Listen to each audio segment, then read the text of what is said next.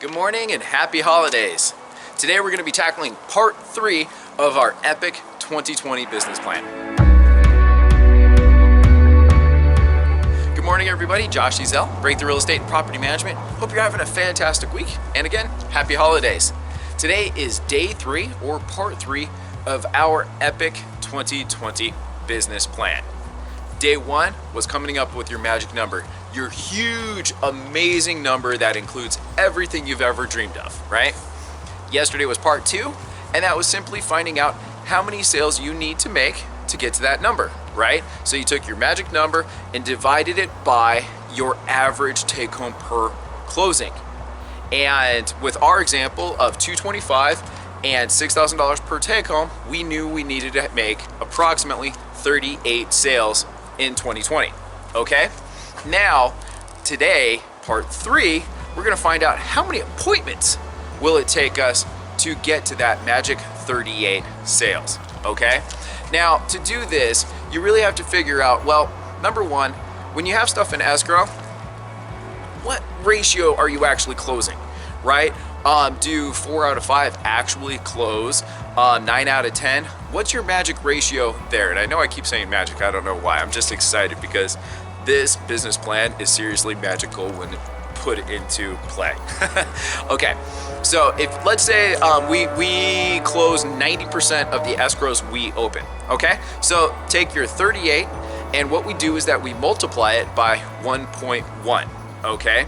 Because we're gonna add basically 10% onto it to add a cushion, right? So once you do that, now, once you go on appointments, how many of those do you close? Or what's the percentage of your ratio of appointments do you actually close, right? So if you go on 10 appointments, how many will you actually turn into sales? Okay, so let's say 75%, like 3 out of 4 of your appointments you close, okay? So you're gonna take your magic number of sales, okay?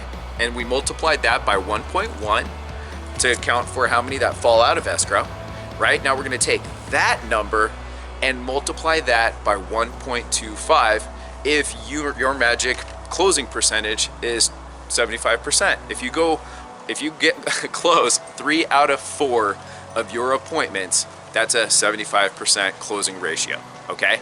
So hopefully this is not too terribly confusing. Again, call me if you have any questions, okay?